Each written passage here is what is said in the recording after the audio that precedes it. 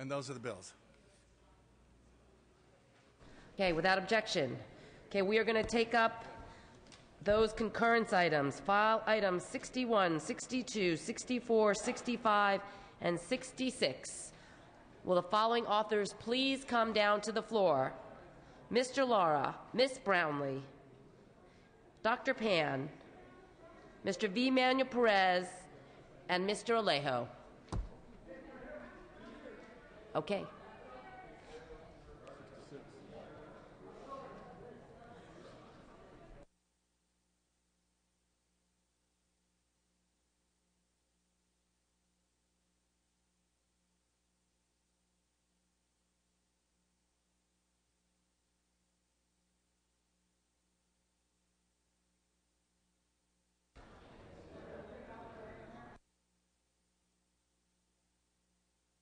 File item 61, passed temporarily.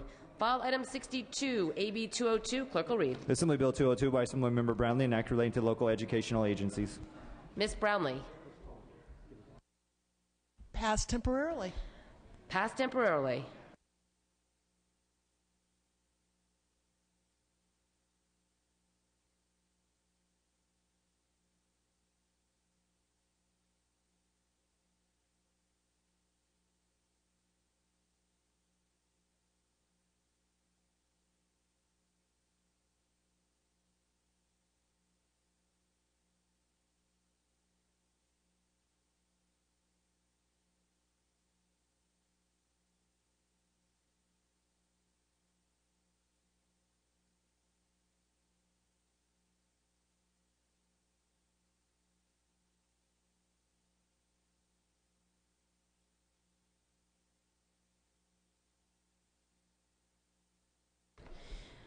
So we just waived the rules to hear 5 concurrence items. If members can prepare their talking points, if you're ready, we would love to take your bill up today. Okay, Mr. Lara.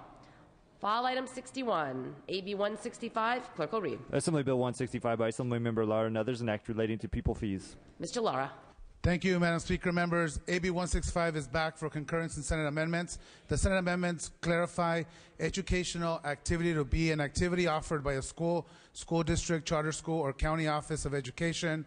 Second Amendment clarifies that the bill does not prohibit the solicitation of voluntary donations or voluntary participation in fundraising activities, nor prohibits other entities from providing pupil prizes or other recognitions for voluntary participating in fundraising activities. Third, it specifies that reimbursement for unlawful charged fees should occur within 10 weeks of the beginning of the school year. And lastly, it clarifies timing requirements of the bill's provisions to apply on or after January 1, 2012 for the 2011-2012 fiscal year. AB 165 ensures the student's constitutional right to a free public education by putting procedures into place that will help identify, eliminate, and prevent these illegal student fees. I respectfully ask for your aye vote. Seeing no further questions or debate, clerk will open the roll. All members vote who desire to vote. All members vote who desire to vote.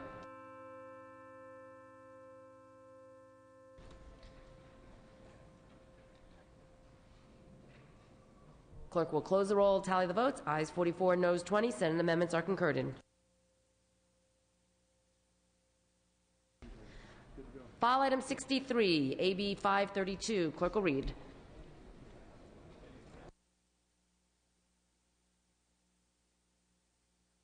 I'm sorry, file item 63 is has not been waived yet.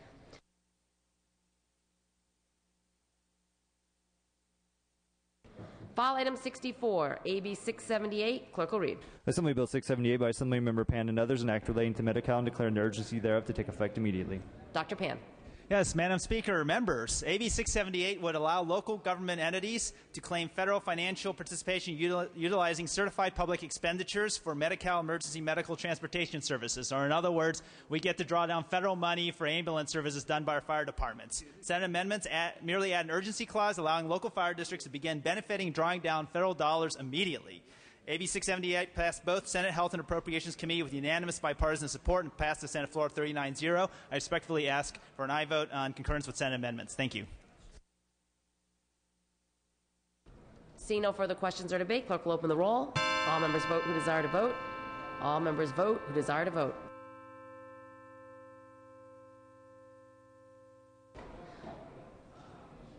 Clerk will close the roll, tally the votes. Aye 67, no 0. Senate amendments are concurred in. On the urgency, aye 67, no 0. On the measure, Senate amendments are concurred in.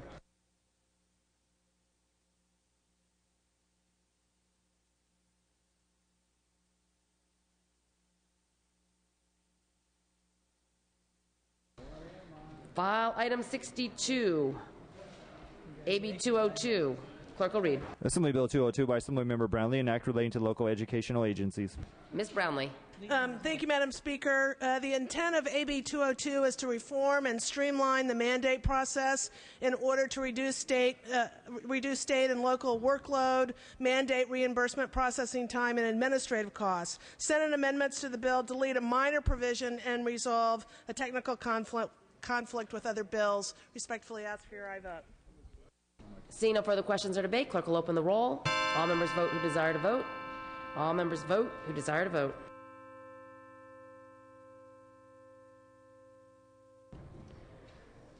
Clerk will close the roll, tally the votes. Aye 70, no 0. Senate amendments are concurred in. File item 65, AB 901. Clerk will read. Assembly Bill 901 by Assemblymember Emmanuel Perez, an act relating to economic development. Mr. Perez. Thank you, Madam Speaker. Members, the Senate amendments add the definition of a micro-business lender and clarifies that a financial institution includes depository institutions, insured credit union, or a community development financial institution. I respectfully ask for aye vote. Seeing no further questions or debate, clerk will open the roll. All members vote who desire to vote. All members vote who desire to vote.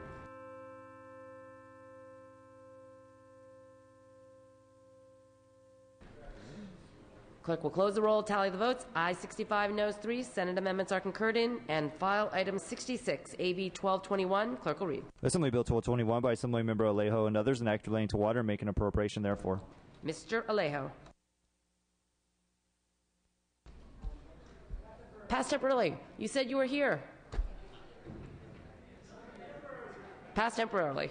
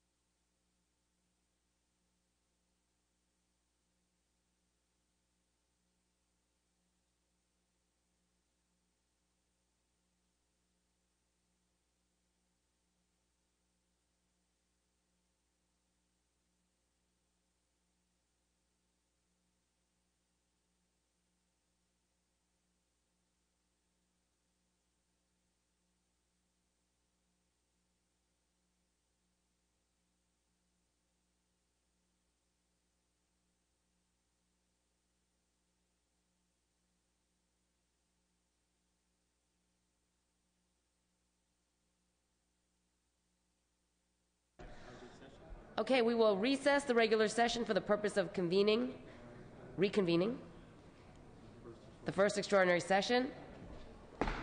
Without objection, we will substitute the prayer, pledge, other opening procedures in the regular session for those items in the first extraordinary session, motions and resolutions.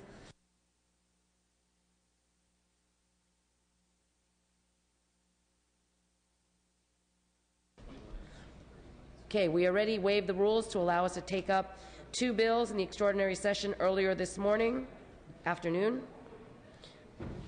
So we're going to take up the first one, file item 1, AB 21. Clerk will read. Assembly Bill 21 by Assemblymember Blumenfield, an act relating to public health, making an appropriation therefore and declaring an urgency thereof to take effect immediately. Mr. Blumenfield. Thank you, Madam Speaker. Members, AB 21 extends for 1 year a crucial revenue source that helps provide health care to the state's poorest children. The bill extends an existing tax on Medi-Cal managed care organizations, or what's known as the MCO tax, which is estimated to generate over $200 million. When accounting for matching federal funds, this will generate about $500 million to support health care services for children. It's a 2-to-1 match. Without this revenue, the Healthy Families Program faces the grim choice of taking health care services away from hundreds of thousands of children due to a lack of funding. This tax originally was created with industry support back in 2009 and has been essential to providing health care to children in our state. It now has industry support to be extended for 1 additional year.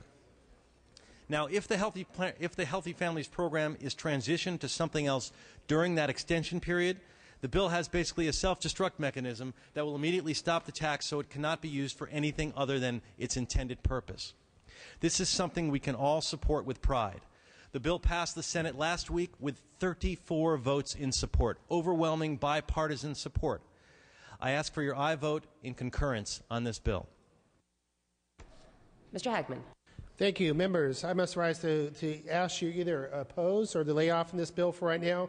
These are just 3 of the Senate bills coming through, or budget trailer bills. We have not seen the full package, nor know what the governor is going to be asking for later on this week. Right now, we're going to ask for everyone to either lay off the bill or to vote no. Thank you. Seeing no further questions or debate, Mr. Blumenfield, you may close. There's no substantive reason to not vote for this bill. This is about critical funding for our children. This is about extending a tax that the very people who are paying that tax are desperately asking for so that they can leverage the funds and serve the communities that they wish to fund. I respectfully ask for your aye vote. Clerk will open the roll. All members vote who desire to vote. All members vote who desire to vote.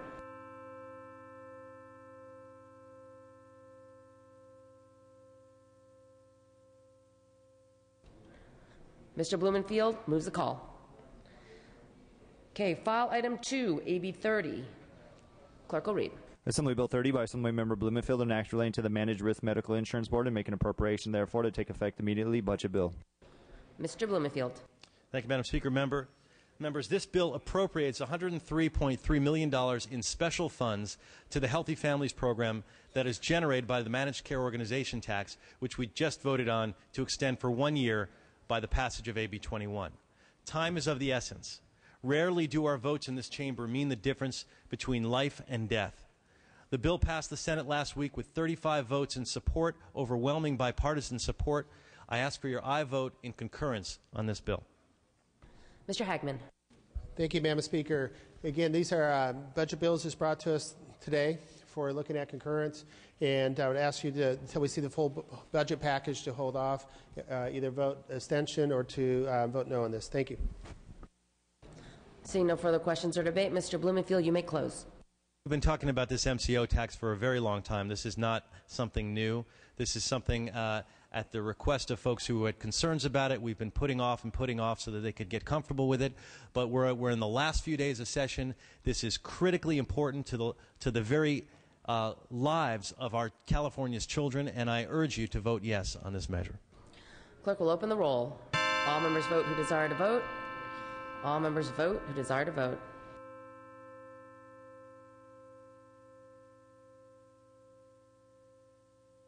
Mr. Blumenfield moves the call. Okay, we're going to recess from the extraordinary session and come back later to deal with the bills on call. We're going to go to Senate third reading. Senate third reading from the top of the file. File item 84 through 86, pass and retain. File item 87, SB 474. Clerk will read. Senate Bill 474 by Senator Evans, an act relating to indemnity. Ms. Atkins. Thank you, Madam Speaker and members. SB 474 would require all parties in a construction contract to be responsible for their own act of negligence. General contractors and other parties to construction contracts have been avoiding responsibility for their own actions by forcing subcontractors to sign contracts with Type 1 indemnity clauses. These clauses make the subcontractor legally and financially responsible for the negligence of a general contractor and everyone else the general contractor hires. While the general contractor evades responsibility, it is grossly unfair to the subcontractor, it increases cost, and ultimately leads to unsafe work environments.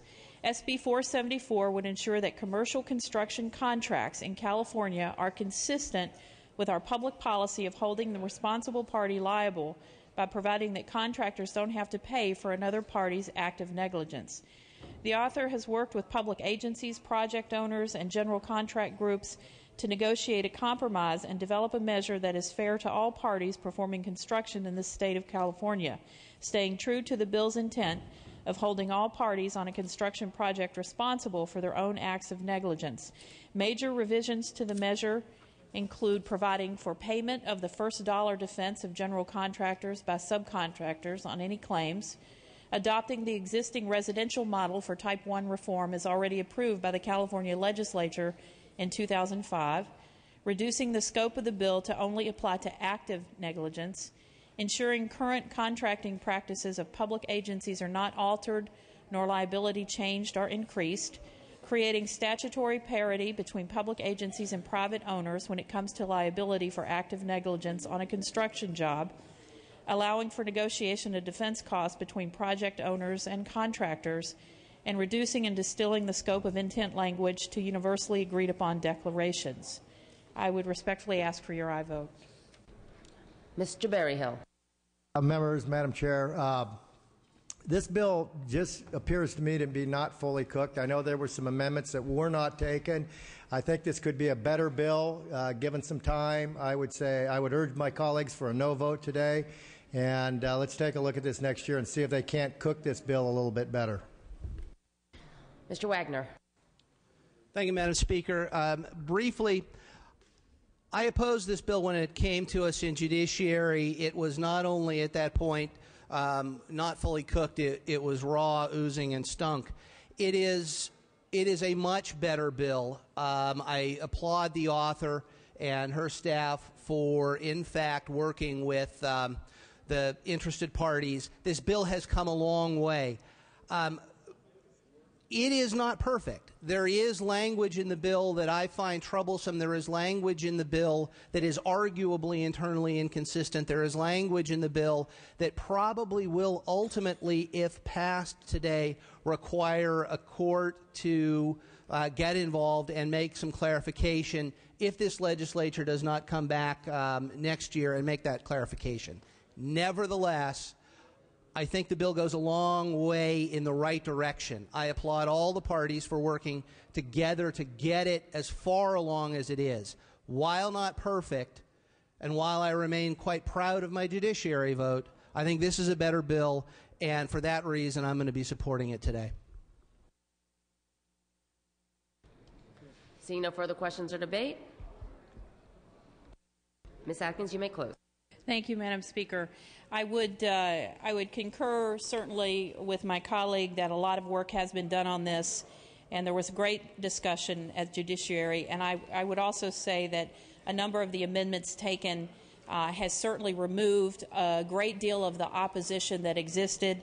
In reference to the two amendments referred to by one of the previous speakers, neither of the amendments being offered really is simple and would in fact remove some of the support and the neutralization by some of the opposition that we've gained along the way. So I think this is a good balanced response to a really difficult concern on the part of subcontractors, and I would respectfully urge an aye vote.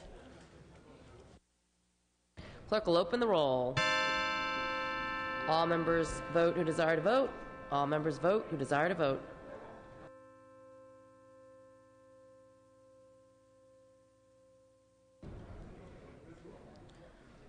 Clerk will close the roll, tally the votes. Ayes 53, noes 2. Measure passes. Ms. Atkins? For immediate transmittal to the Senate. They all want to meet.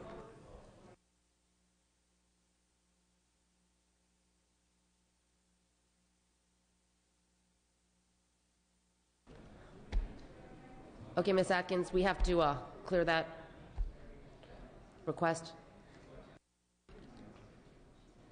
File item 89, SB 910. Clerk will read. Senate Bill 910 by Senator Lowenthal, an act relating to vehicles. Mr. Chesbro. Thank you, Madam Speaker. I'm jockeying this bill for Senator Lowenthal for a very personal reason. I am a bicycle commuter. I've been riding to work all of my adult life, and I know there are a number of cyclists on this floor who ride to work or for exercise or for fun. And I'd be willing to bet that every one of you who rides a bicycle has had at least one close call or accident with a motor vehicle. I know I have. While I was commuting on Highway 101 in Humboldt County, I was sideswiped by a semi-truck and thrown completely off the highway and onto the embankment. The only reason I'm standing here today is the fact that I didn't go under the wheel of that truck and I went the other direction.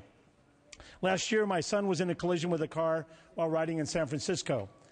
And Los Angeles Mayor Antonio Villaraigosa was hit by a car while riding, and that's why he is supporting this bill. Members, this bill is about encouraging a healthy and environmentally responsible activity by making it safer to take part in. Can I have permission to use a prop, Madam Speaker?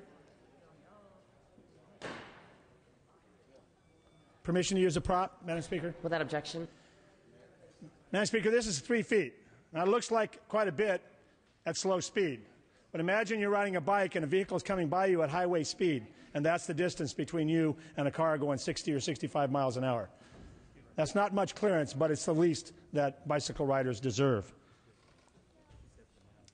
SB 910 will maintain a 3-foot distance between a cyclist and a motor vehicle that is passing that cyclist. Current law simply states that a motorist must pass at a safe distance, undefined what safe distance means, when overtaking a bicycle. This definition is clearly too vague.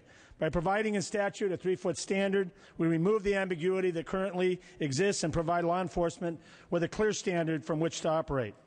Cycling, both for recreation and transportation, has seen tremendous growth in recent years.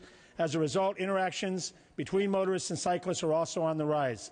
I believe this bill will better protect cyclists by providing them a 3-foot buffer, while at the same time giving motorists a defined standard, a defined distance in which it is safe to pass. SB 910 would also allow motorists to briefly cross a solid double lines when safe, legally, while passing a cyclist. Now, I understand in California we like to be trendsetters for the rest of the nation. However, if this bill is signed into law by the governor, we will be the 21st state to enact this law. It's better to be late than never. I would urge your aye vote. Mr. Hagman. Thank you, Madam Speaker. I rise in opposition measure because it kind of, in certain circumstances, lacks common sense. Let's pretend for a minute this does pass, and you're on Highway 1 between Jenner and Sea Ranch. The width of the portion of the highway is 11 feet from the center line to the road shoulder. Automobiles travel along this highway at speeds up to 55, posted speed limit of 55 miles per hour. Remember that this portion of Highway State 1 is heavily traveled and has tremendous vistas to draw attention to the incredible views so distractions can be around the road. It also has a traffic profile which includes logging trucks, cattle trucks, RVs, campers, and the usual compilation of other vehicles. As you begin to approach a bicyclist on the right, you may think yourself you have two options.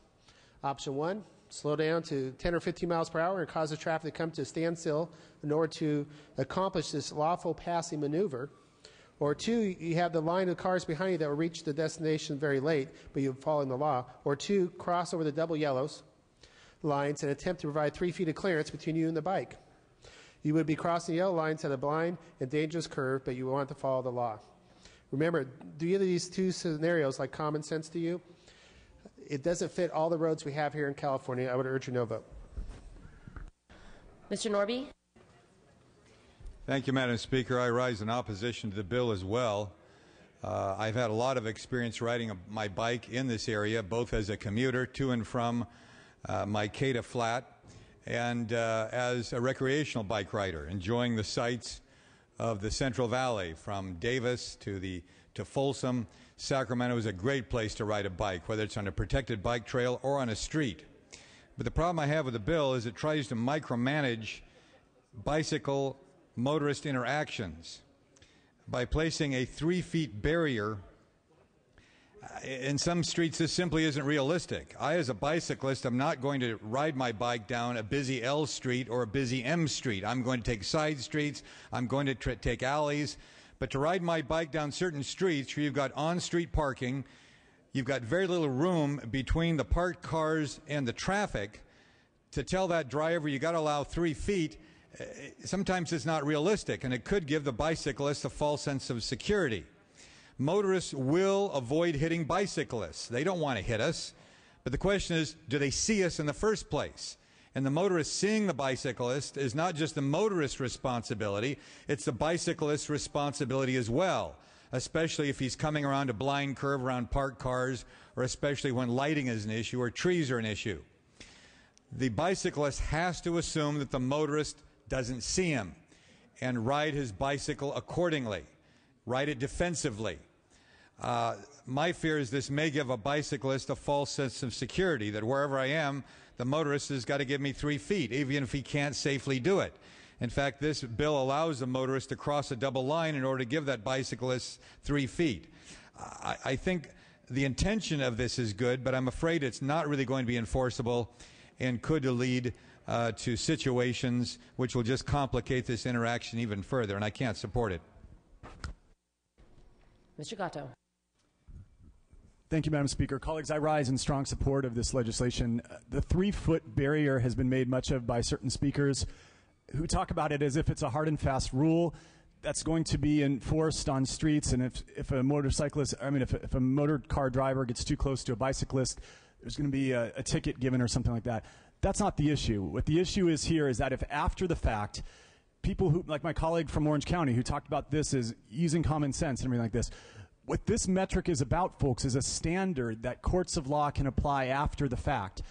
So if there was an accident, they will have a black and white, bright line standard where they can say, you know what, you were a little too close. You could not exercise judgment and come that close to a bicyclist. And I think that's a very, very important concept. In terms of the bicyclists using their wisdom too and their judgment too, I say the same thing about motorcycles. There's a big difference when you're on a two-wheeled vehicle and when you're in a car, and that is that you have much, much less protections. Finally, I just want to acknowledge the floor manager of this bill, who is a terrific bicyclist. I've had the opportunity to bicycle with him a couple times, and I find it very hard to keep up with him. I urge your support. Seeing no further questions or debate, Mr. Chesbro, you may close. Well, thank you for the compliment. I appreciate it, but there's some bicyclists on this floor that could beat the pants off of me, I can tell you that. So it all depends on what you're comparing to. This is a complicated, difficult issue, and we are, as more and more people ride bicycles, we are evolving what is the right etiquette, what is the right safety, exactly what steps to take. Reference was made to two-lane roads along the coast, and I can tell you I got more narrow two-lane roads in my district than I would argue any assembly district. And I drive, I have to admit, when I say bicycle commute, I don't ride 300 miles from Arcata to the Capitol. I do have to drive a car, and so I interact with logging trucks and bicycles on the road all the time. And quite frankly, those roads need some clarification, need some rules. All of our roads and streets do, in order for us, again, to encourage this healthy and environmentally responsible activity in a way that can keep bicyclists safe. It's been mentioned that bicyclists are far more vulnerable than a motorist when they're out there on the road, and they deserve this minimum amount of protection. I would encourage your aye vote. Clerk will open the roll. All members vote who desire to vote. All members vote who desire to vote.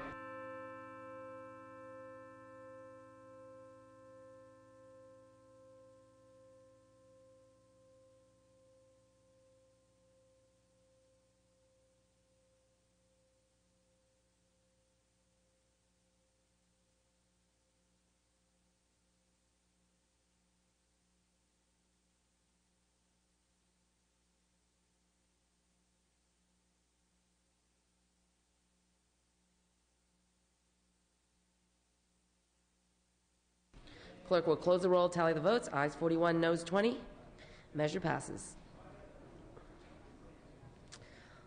File item 90, pass and retain. File item 91 has been dispensed with. File item 92, SB 909.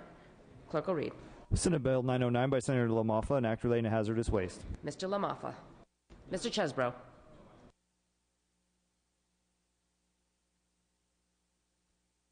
Mr. Chesbro. Thank you, Madam Speaker. Senate Bill 909, authored by Senators LaMalfa and Correa, extends the sunset date from 2012 to 2017 on successful rules for the disposal of treated wood waste. Treated wood waste generally includes products that have been chemically preserved in order to prevent decay or damage, such as telephone poles and railroad ties. This bill ensures that such products will continue to be disposed of in Class 1 landfills and Class 2 landfills which meet specified requirements. SB 909 ensures that treated wood waste is properly disposed of in a responsible and cost-efficient manner. The bill has received unanimous support. I ask for your aye vote. Seeing no further questions or debate, clerk will open the roll. All members vote who desire to vote. All members vote who desire to vote.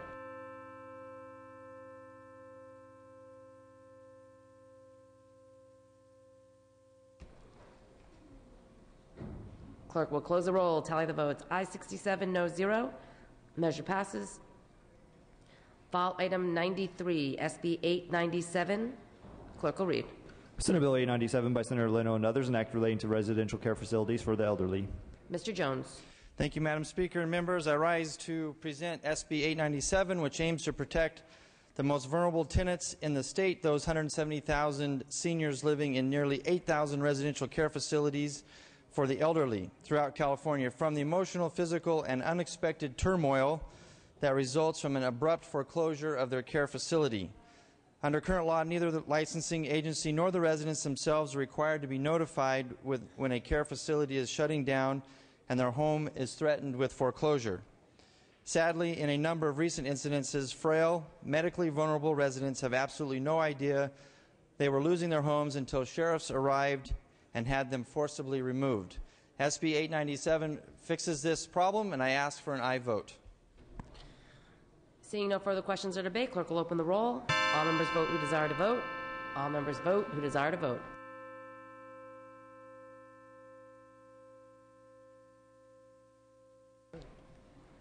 Clerk will close the roll, tally the votes. Ayes 60, noes 3. Measure passes. File item 94, SB 224. Clerk will read. Senate Bill 224 by Senator Pavley, an act relating to public contracts. Mr. Smythe. Thank you, Madam Speaker. Members, this bill would exempt from the Department of General Services review state water projects that contract for the following: power acquisition, sale, and transmission, service contracts for power-related activities, contracts for specialized equipment such as pumps, turbines, etc., and for operations and maintenance contracts on specialized equipment. The DGS review would not include the method of selecting the contractor under specified conditions. Members, the State Water Project has become dramatically less reliable in recent years due to delays in purchasing equipment and inadequate staffing, and contracting restrictions can delay other important work. By implementing this bill, it's estimated that we can save up to $15 million annually by providing more flexibility with respect to state water purchase, power purchasing contracts. This bill's had bipartisan support in both houses. Ask for an aye vote. Seeing no further questions or debate, clerk will open the roll. All members vote who desire to vote. All members vote who desire to vote.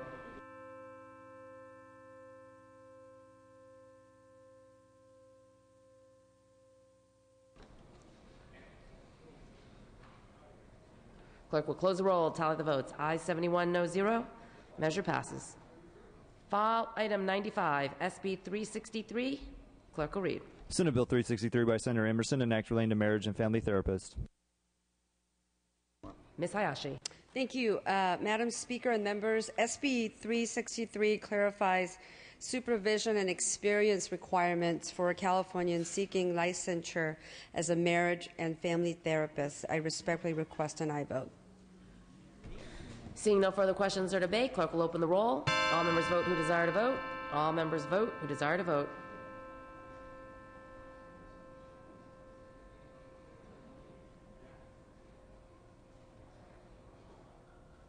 Clerk will close the roll, tally the votes. Ayes 66, no 0. Measure passes.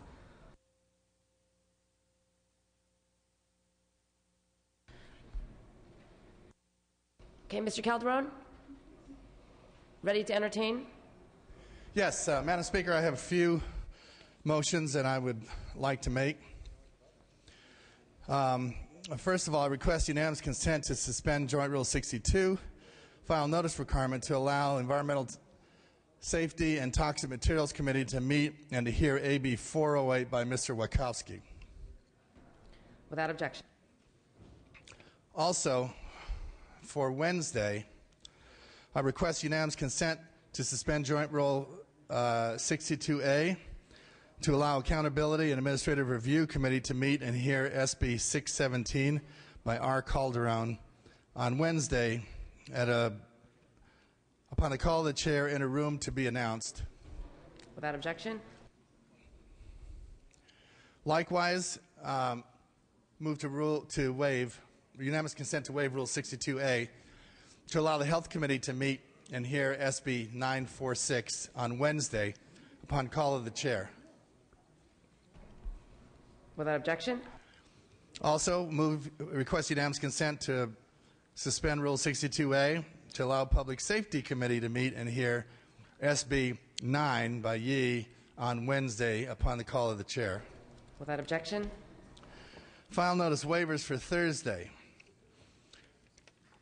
I request unanimous consent to suspend Joint Rule 62A, as well to allow the Revenue and Taxation Committee to meet and to hear AB 1423 on Thursday, September 8, upon the call of the chair. Without objection. Pursuant to Assembly Rule 78, please move the following bills to the inactive file. File Item 30, AB 403.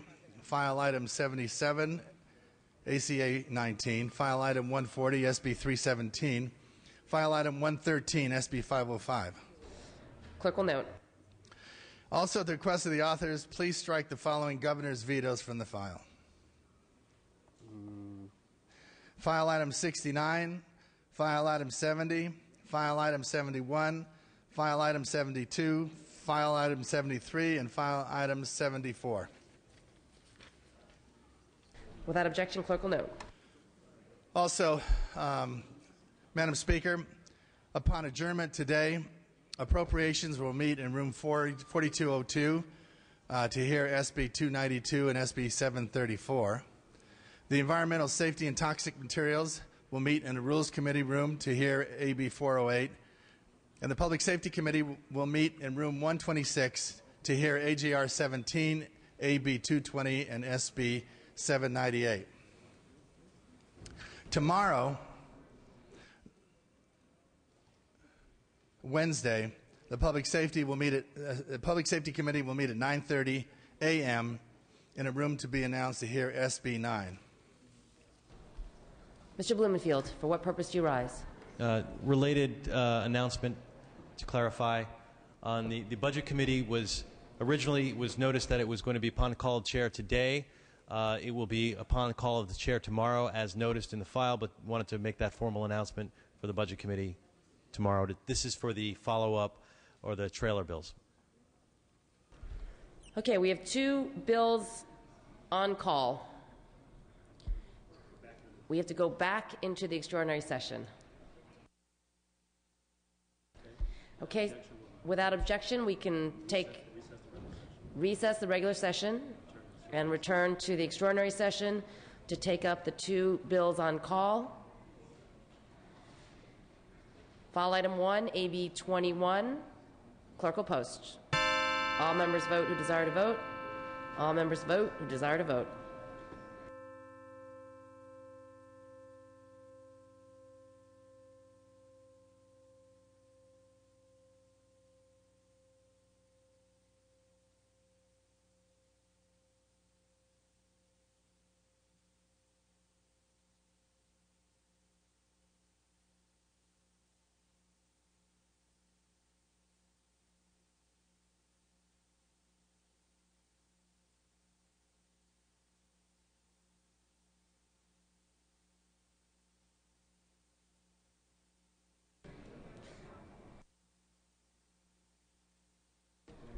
Clerk will close the roll, tally the votes. Ayes 47, no 0.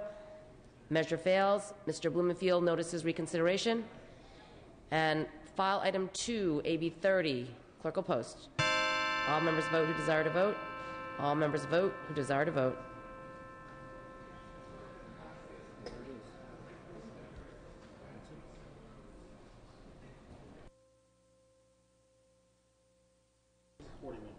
Clerk will close the roll, tally the votes. Ayes 48, no 0. Measure passes. Senate amendments are concurred in. Okay, consent calendar. We are at the second day consent. Oh, we're going to recess the extraordinary session and go back to the regular session. Okay, we're back in the regular session. Consent calendar. We are at the second day consent calendar. Does any member wish to remove an item from the second day consent calendar? Seeing and hearing none, clerk will read. Senate Bill 439 by Senator Negrete McLeod and others, an act relating to the Political Reform Act of 1974. Okay, clerk will open the roll. All members vote who desire to vote.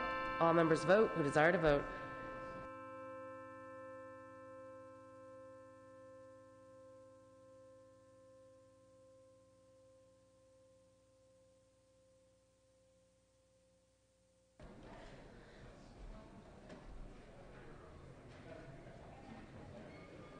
Clerk will close the roll, tally the votes. Ayes 75, no 0. And Senate Concurrent Resolution 54. Ayes 75, no 0. Okay, the floor session is as follows. Tomorrow, floor session will begin at 10 a.m. Tomorrow, Wednesday, September 7th. Thursday, floor session will begin at 9 a.m. on September 8th.